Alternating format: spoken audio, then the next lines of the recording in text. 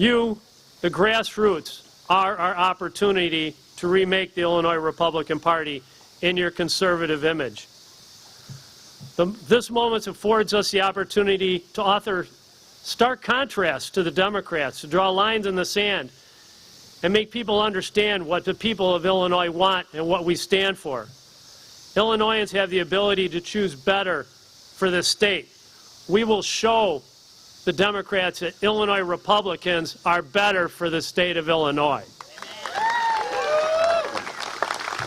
Now, there are two perfect opportunities for us to do that in the coming months and year. One is today, right here on the director's lawn, as we move forward from this point forward to build on victory in 2020. The other is our convention in 2020, in July of 2020, maybe possibly early August of 2020. This is where we will come together with our platform and determine who we are and what we are as an Illinois Republican Party. And I want all your input in that as we rebuild our party and move forward to victory in 2020. But today is defining exactly who we are and what we're up against and how their policies have been destructive to the state of Illinois.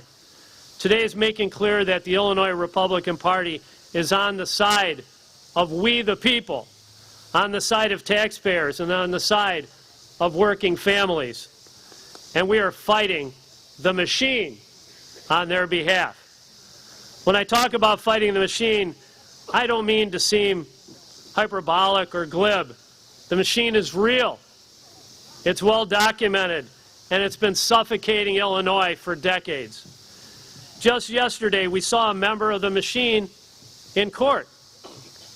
On Governor's Day, as Mike Madigan, J.B. Pritzker, and Nancy Pelosi smiled from the stage of a hotel ballroom, one of their comrades, Senator Tom Cullerton, was arraigned in U.S. District Court after being indicted on 41 counts of embezzlement, conspiracy, and making false statements. Lock him up. Well, maybe so. This comes after a spring in which 3 different Madigan allies had their homes raided by the FBI. Maybe, just maybe, the Department of Justice is finally interested in rescuing Illinois from this corrupt machine.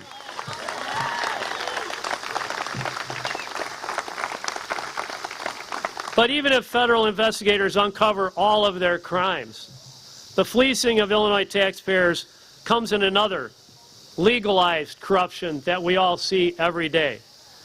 The machine comes in the form of lobbyists writing bills for special interests and taxpayers being left with a tab. The machine comes in the form of union bosses funding the campaigns and politicians and governors who, once elected, decide on the contracts awarded to those same union bosses. The machine comes in the form of high-powered property tax appeal lawyers who get rich off of our high property taxes because the politicians they fund do nothing to solve the problem. And speaking of property tax appeals lawyers, the machine comes in the form of a Speaker of the House who over the course of 4 decades has consolidated power like no other politician in our country. And he uses that power not for good, but to enrich his cronies, protect and take care of his friends, and above all, stay in power. Madigan relishes power for power's sake. He has no governing philosophy, no vision, and no core convictions. If he had, we'd be in a lot better shape. He is whatever he needs to be to keep himself perched upon the throne of Illinois politics. And the games Madigan has played to stay in power have left Illinois in financial ruin.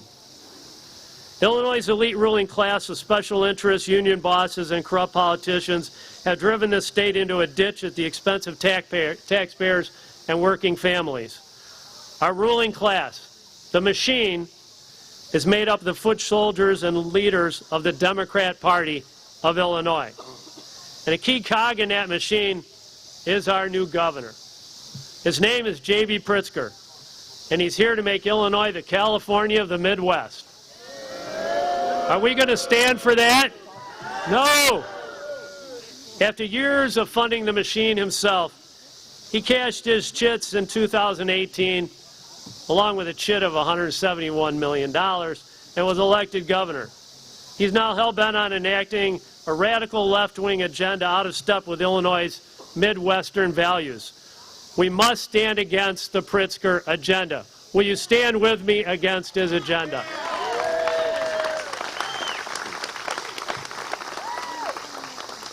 So, Illinois Republicans, what are we against? We're against the Illinois Democrat machine because of its disastrous record of cronyism and failed policies for the people of Illinois, and because of their radical left-wing agenda. We stand against the progressive income tax and will defeat it at the ballot box in 2020. We stand against sidling idly by while the weight of our insolvent pension system strangles the financial stability of our state. We stand against Pritzker's all-out assault on job creators. We stand against doing nothing to solve our highest in the nation property taxes. We stand against the exportation of jobs, businesses, and families from Illinois. And yes, we stand against the legalization of abortion for any reason up and until the moment of birth.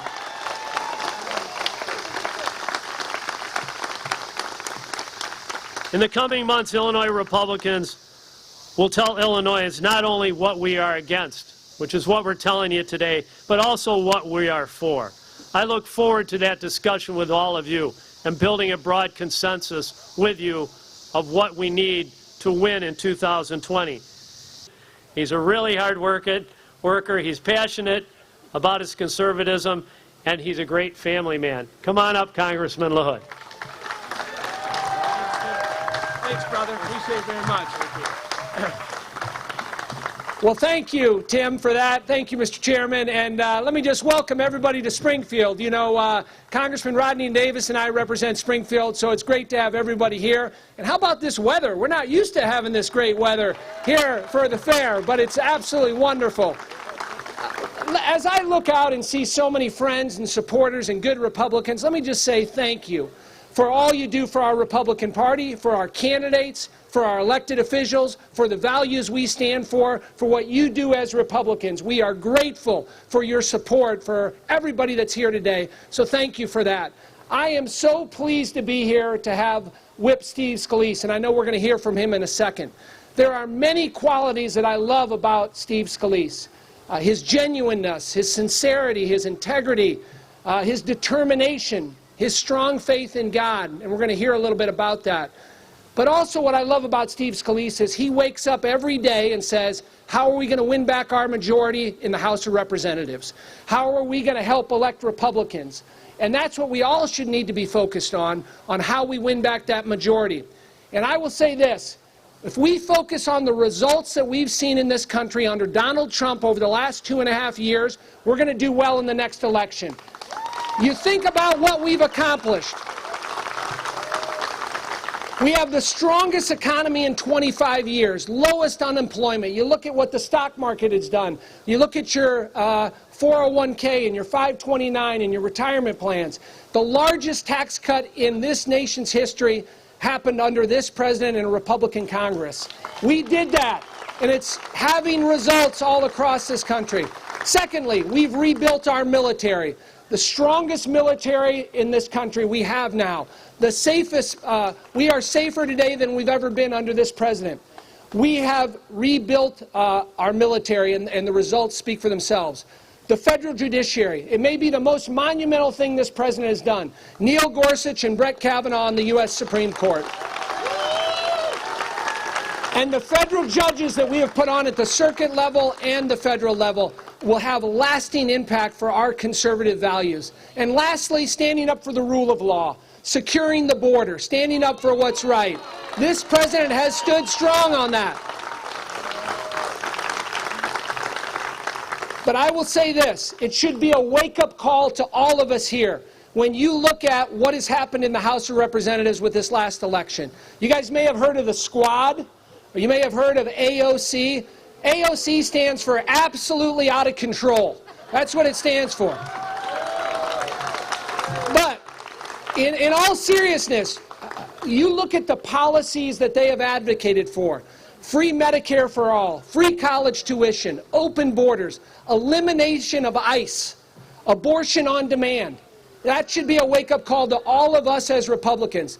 They make Hillary Rodham Clinton look normal, right?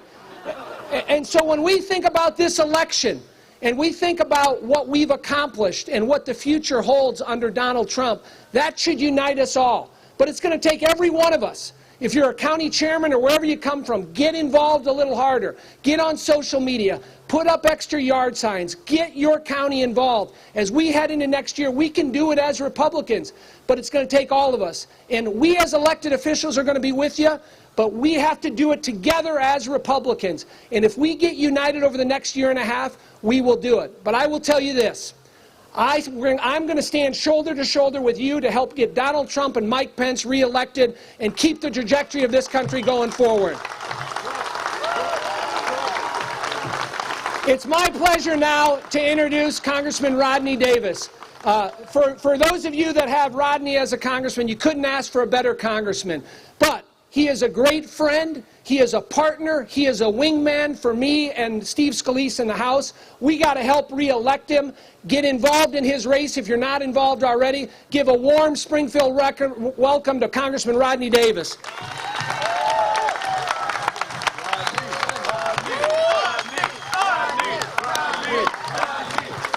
Hey, give Darren LaHood another round of applause. What a guy. And for those of you who are represented by Darren LaHood, what a congressman that you have sent to Washington, D.C. This is a guy who came in, immediately made his presence known, and he's one of our leaders out in Washington right now. And as he said, we're great friends, great partners, and I could not ask for a better person to represent Sangamon County in Congress, to work with me and work with our team than Darren LaHood. Give him another round of applause. Listen, I'm excited to be here. Welcome to the 13th District of Illinois, where Democrats drew gerrymandered lines to be able to elect a Democrat to this seat in 2011.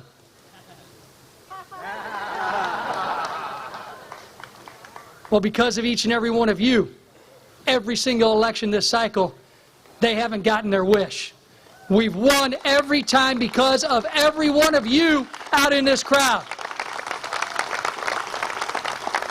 And I do want to give a special thanks to my good friend Rose Marie Long, who I see standing right there. She is the chairman of Sangamon County Republicans, one of the best organizations. Thanks for hosting us, Rose. Speaker Pelosi was here yesterday.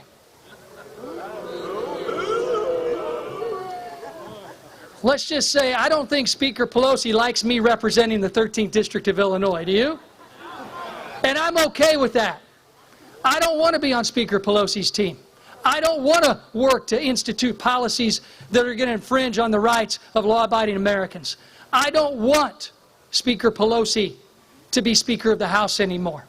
And the only way to make sure that doesn't happen is to do what? Is to elect more Republicans, right? So we've got a couple seats in Illinois that were taken over by some Democrats. We're going to take them back. You know how you hear in the media, you hear, talking heads all the time talking about Republicans being the party of just old white guys, right? I'm 49, I'm getting there. But you know what? We've got some great candidates.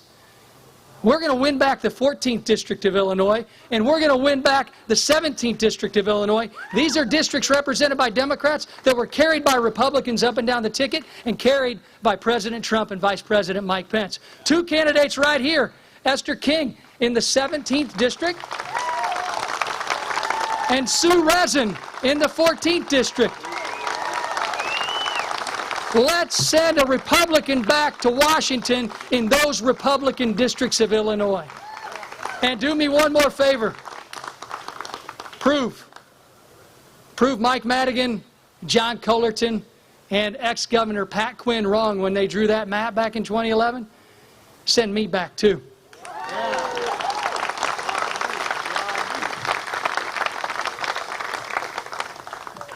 Darren and I can't thank you enough for giving us the privilege to serve. We get a chance to serve with a lot of good people. There are actually a lot of good people on the other side of the aisle that serve us in Washington too. And I know I may get booze for this, but please don't. I want to give Governor Pritzker credit today. I was at a bill signing in his office, along with two of our state legislators who represent areas around here, Representative C.D. Davidsmeyer and Senator Steve McClure. They showed what bipartisanship can be in working together in making sure that they passed a bill creating a new pediatric cancer license plate. So if you buy that license plate, that money will go to researching cures for pediatric cancer. And for that, we got to give the governor some credit for signing that legislation. But you know what's happening in Washington? It's not the bipartisanship that I witnessed today. It's the partisanship, it's the attacks on our president, it's the attacks on Republicans that kind of make me angry and make me want to stand up and continue this fight on your behalf. And thank you for allowing me to do that. Look, I am so honored to show the contrast between the Democrat special guest yesterday and ours, Steve Scalise.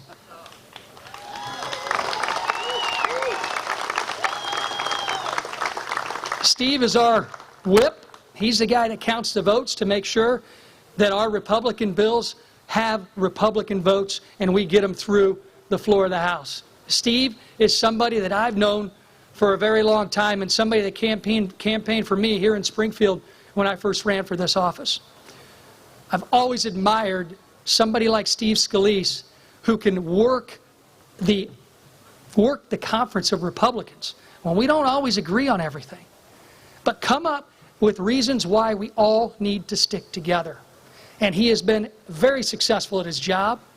But little did I know when Steve Scalise was at Saputo's restaurant in 2012 with me, that one morning in June of 2017, he and I would be inextricably linked for the rest of our lives. That morning, we all got up and we decided to go to the last baseball practice before our congressional baseball game. Steve was there that day when he didn't have to be. He already had the starting second base slot already locked up. Surprising me, because he really wasn't that fast before that day. But, you know, that morning, a lot of miracles happened. It's a miracle that Steve Scalise is here today, but I believe it's through God's providence.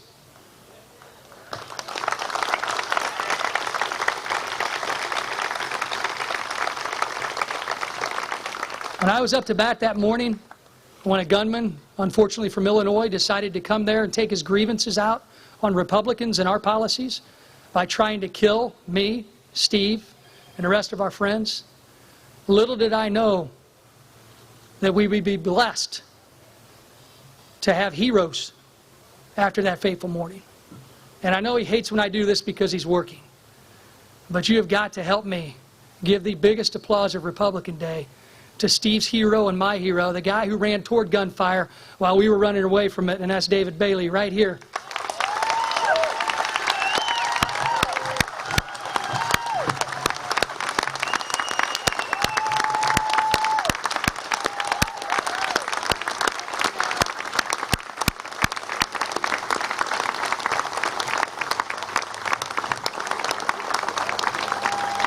And while you're up, make sure you thank the rest of the Capitol Police that are here, because they did what they were trained to do, which was protect everyone.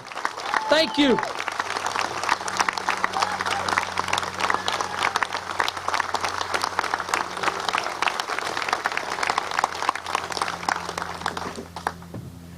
They did what they were trained to do. That's what law enforcement's all about in this country. We need to do more to protect what they do every day. And that's why we need to put Republicans in charge of the House of Representatives. That morning when I saw David's courage and Crystal Griner's courage and the courage of the law enforcement who took that gunman out, when I got my druthers that day and got my bearings when I got off that field, I saw Steve laying down face first on the field. I can tell you, I didn't think Steve was going to be alive that day. But he is our story. He's our story of redemption, he's our story of recovery, and he's the story of what Illinois Republicans are going to be after the next election.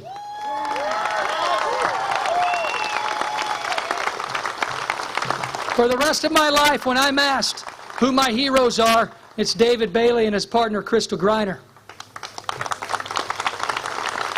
And for the rest of my life and the rest of my career in Congress, when I'm asked, what is the best day you've had on the floor of the House as a member of Congress? It's when Steve Scalise came back onto the House floor just a few years ago. Stephen, come on up here, my friend. Springfield, give a warm welcome to our whip, Steve Scalise.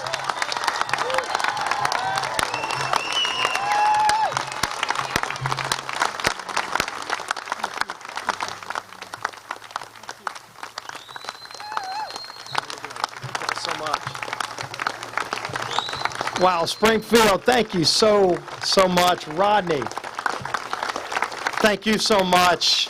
Wow. Is God not the greatest God? He takes care of all of us. I'm glad to be here. Look, knowing what happened, I'm glad to be anywhere, and it's great to be alive. And I've got miracles and heroes to thank for that every day.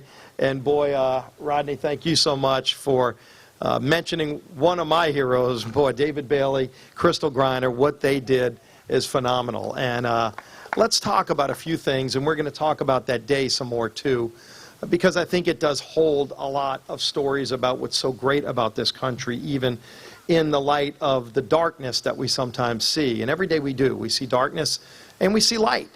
It's our choice to determine what we're going to do about it. Are we going to let the darkness hold us back, or are we going to just keep moving forward towards the light? And that's what we as Republicans do. We want everybody to have the great opportunity that this country was founded upon giving to every man and woman, regardless of your background. And that's still available today. And we're seeing it play out. Now think about this. For 8 straight years under Barack Obama, for 8 straight years, they keep data on the economy. Every quarter they measure the economy. And every single quarter for 8 straight years, we had less than 2% growth under Barack Obama. Every single quarter. That had never happened before in the history of our country. During the Great Depression, as bad as things were during the Great Depression, they didn't last that long. We eventually came out of it. But we didn't, not because of bad luck, not because America's not a great country. It's because we had that failed liberal leadership. You see it as you're fighting the machine. We saw it, and finally our country stood up and said we're not going to have liberal policies of high taxes, heavy government regulation, government control of every aspect of our life. We're going to elect Donald Trump to make America great again, and it's working.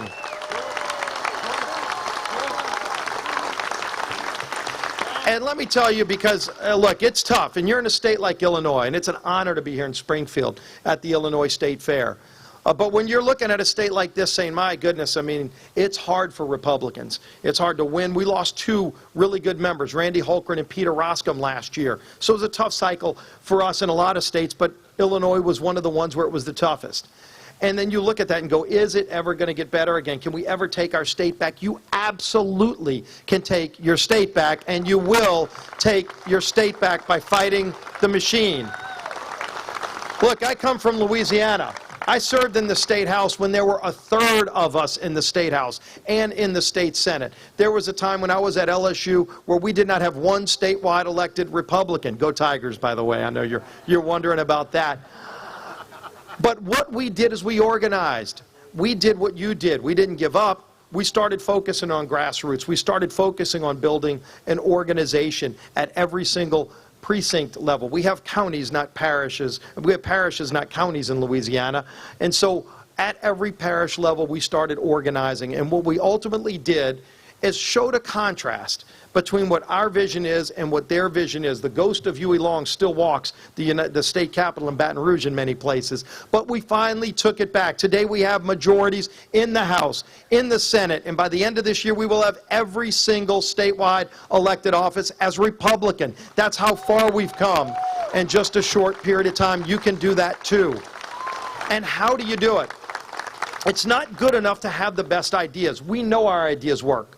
You can see what's happening with this economy. Again, 8 straight years where every quarter we had less than 2% growth. People had just thought that's where we were. America was just an average country. We had a president running around the world for 8 years apologizing for American exceptionalism. We need to be an exceptional nation, not just for us, but for anybody around the world who seeks freedom. They all want us to be not an average country, but an exceptional country. You know who wants us to be an average country?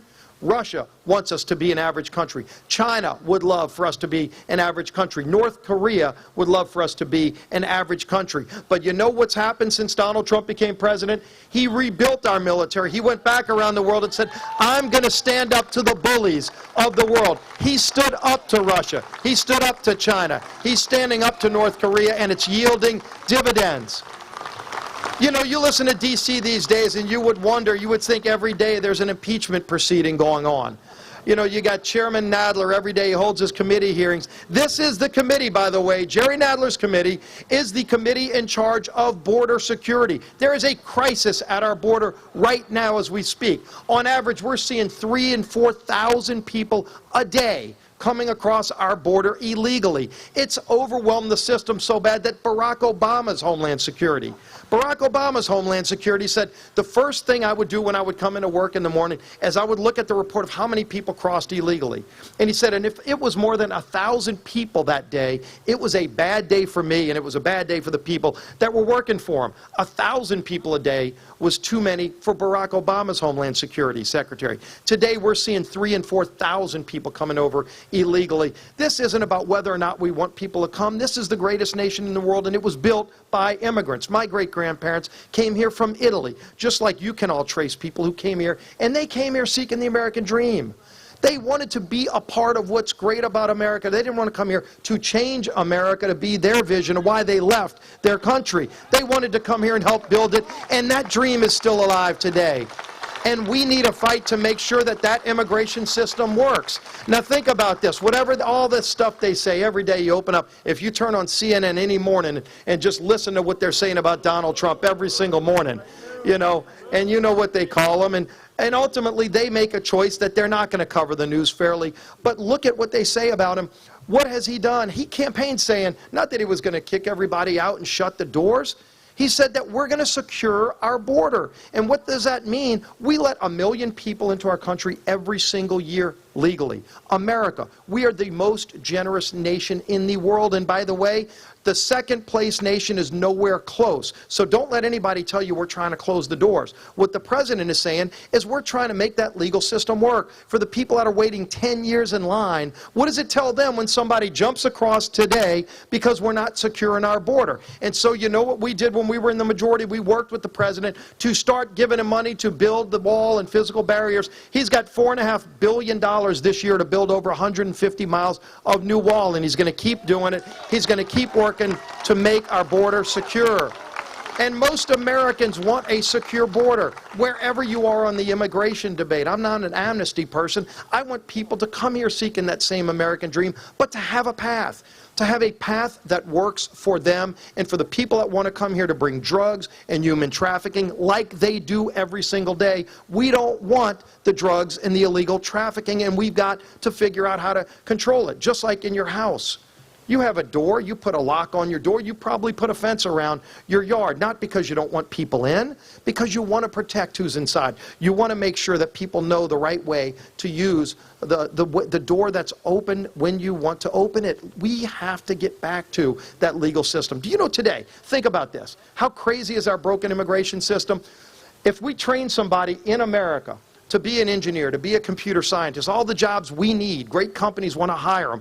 We train them in America, and then when they're finished and they get their degree and everybody wants to hire them, we force them to leave to go compete against us. But at that same time, we're plucking 55,000 names out of a hat, the visa lottery. 55,000 names out of a hat, in many cases from countries who don't like us. So we're kicking out the people that have a lot to contribute to our country, and we're bringing about 55,000 people in randomly. Under our proposal that we worked with President Trump on, we reverse it to a merit-based system. So instead of a visa lottery, we get rid of that and say, let's go to a merit-based system. Let's keep those folks that can add to our country's economy and help make America even stronger, not competing against us.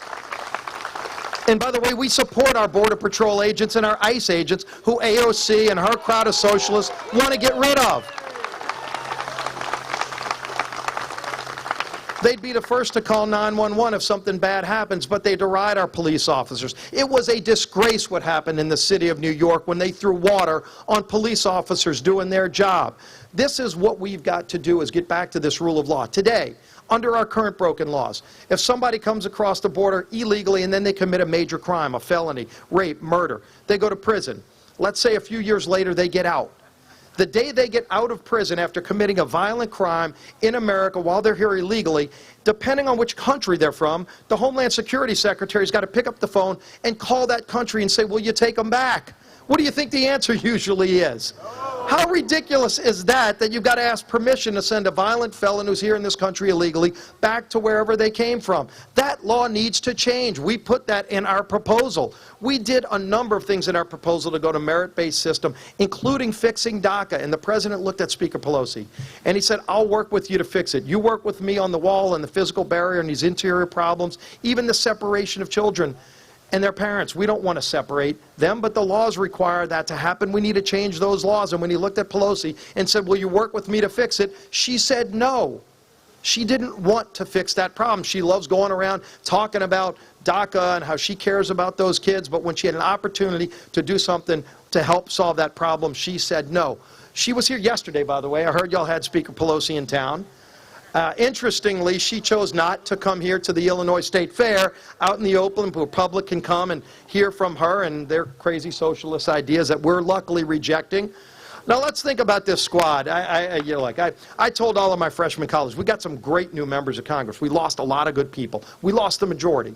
But we got some great new members, and nobody knows who they are because they only know AOC and Tlaib and Omar.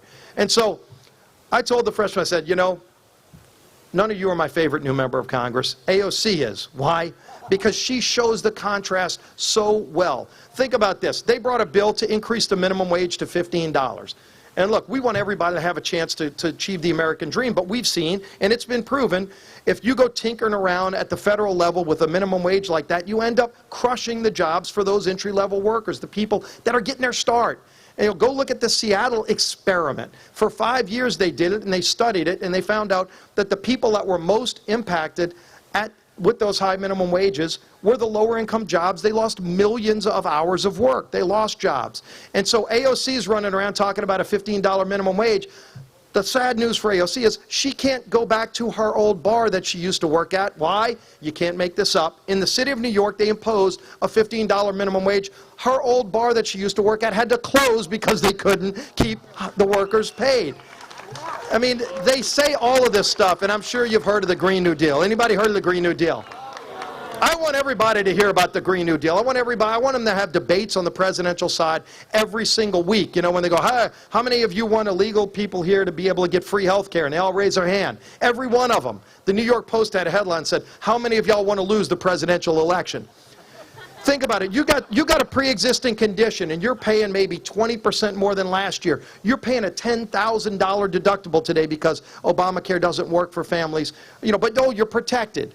You can't afford it, but you're protected. And in the meantime, those same people that do that say somebody that's here illegally can get it all for free while you're paying 20% more and a $10,000 deductible. Let's go back to health care and make a system that works for everybody.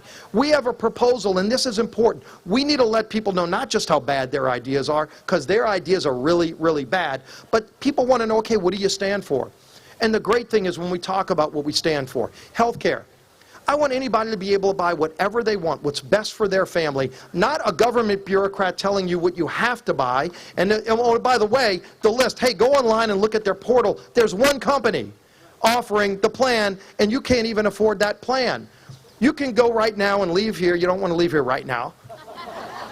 You can walk out of here, pick up your phone, and call that silly little Geico lizard thing, It's a company in Maryland, and you can get a quote in 5 minutes and maybe save $500. Good luck trying to do that with health care. Why shouldn't you be able to have that kind of same buying ability and buying power with health care? We need to get those impediments out of the way. If you're a small business, you should be able to team up with every other small business that you know and go and buy health care with the buying power of a large company. If you're an individual and you want to buy it on your own, you should have that ability and not have to get permission from Washington. That's what we want to do, and in our plan, by the way, we protected people with pre-existing conditions and actually put in place from the savings of Obamacare. By getting rid of it, you save billions of dollars. We put some of those billions of dollars into paying down the premiums for people with pre-existing conditions so they actually pay less in premiums. They don't have a $10,000 deductible that they can't afford. We can solve these problems. We've got to go and fight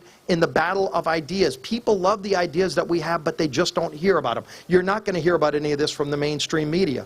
You know, when you hear about all of these, this witch hunt stuff that's going on, and, you know, they said for years there was collusion. You remember, oh, the Mueller report, it's going to, you know, everybody's going to jail. I mean, they said all this crazy stuff. Schiff would go on TV. I've got all this evidence showing that the president broke all these laws and colluded with Russia. There was no collusion with Russia. We looked into it. Everybody knew there was no collusion with Russia. You know what did happen? Russia did try to interfere with our elections in 2016.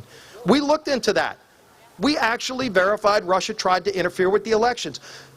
Please tell me, who was the president of the United States in 2016 when Russia tried to interfere with our elections? It was Barack Obama. Why didn't Barack Obama do more to stop Russia from interfering with our elections? Why didn't President Obama stand up to Russia when they were coming into the Ukraine? They're rolling tanks in, our friends, in the Crimea.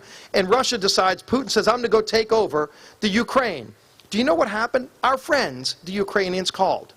Now, we make the missiles that bust tanks.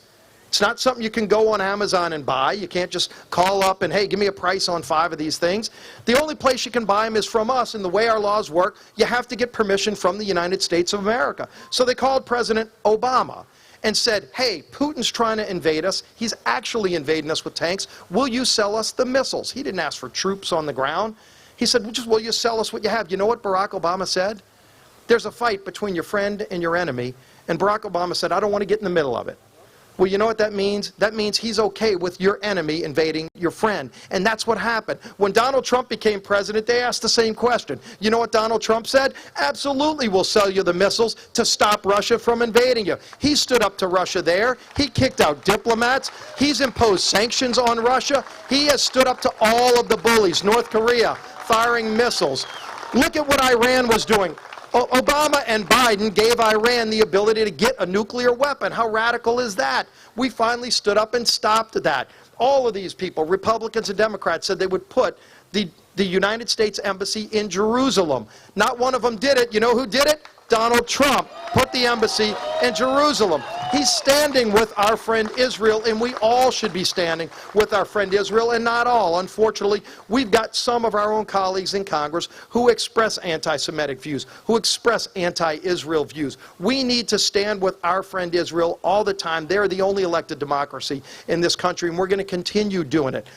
I just want to tell you, look, there are a lot of different policies that are so important that are at contrast in this election next year. You're going to see it. It's going to be a fight. We talk about socialism, but what it's really about, it's a fight between government control over your life or individual freedom. We are the country that came up with the idea of fighting for individual freedom, not just for ourselves, but for everybody around the world who seeks it. And I saw this. I saw this firsthand on that ball field. You know, Rodney, it's great to see Darren LaHood out here. It's great to see Rodney. Adam Kinzinger's out serving. I roomed with John Shimkus in Congress. I was with Mike Boss the other day. You've got a great delegation of members. But we were on that ball field June 14, 2017. And you're playing a game. You're not expecting something like this is going to happen. And all of a sudden, shots ring out. And I was hit quickly. Went down, started crawling away. And I could hear the gunfire. I never saw the shooter. He was around third base.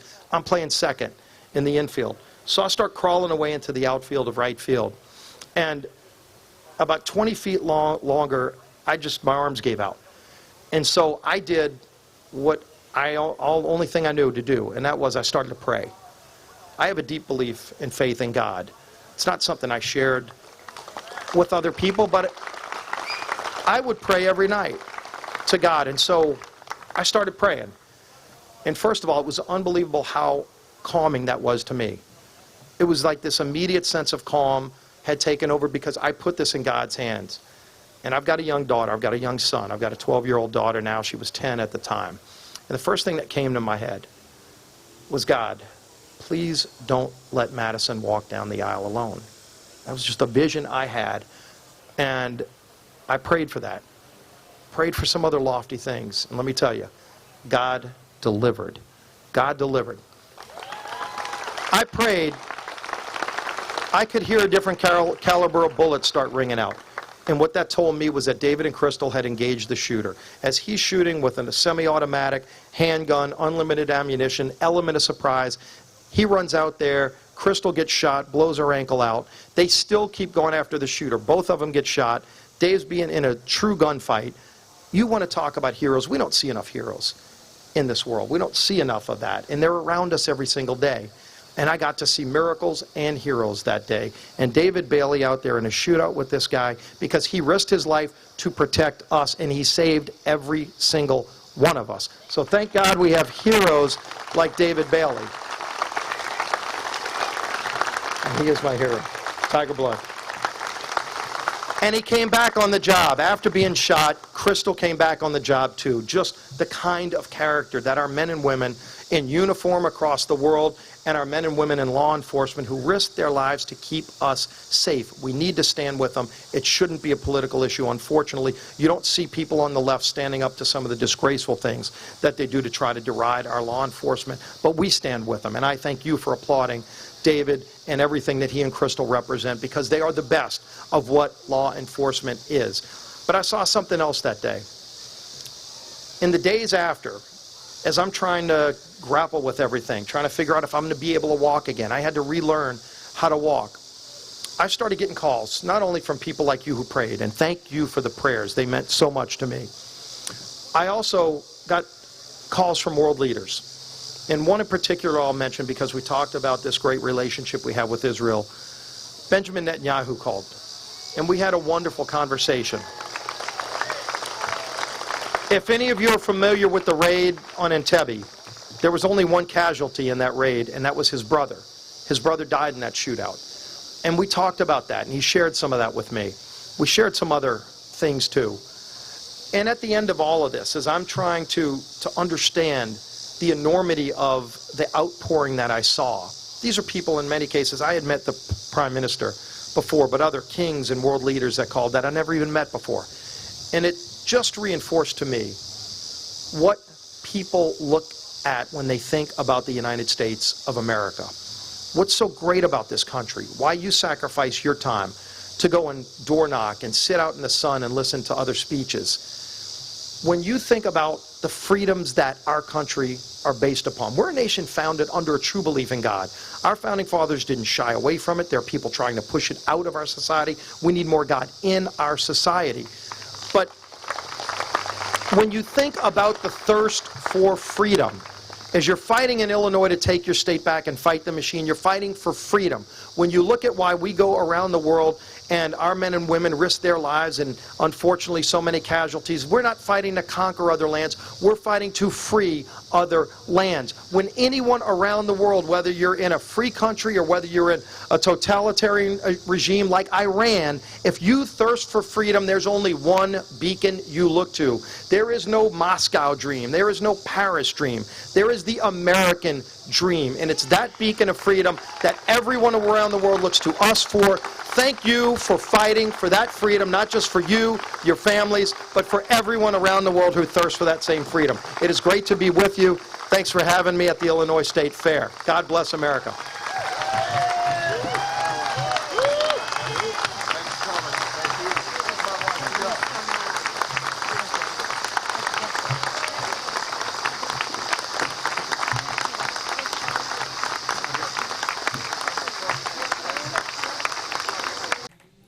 Hi folks, thanks for watching, and if you haven't already, please consider subscribing to our channel. And while you're at it, please leave us a comment. Thank you for watching.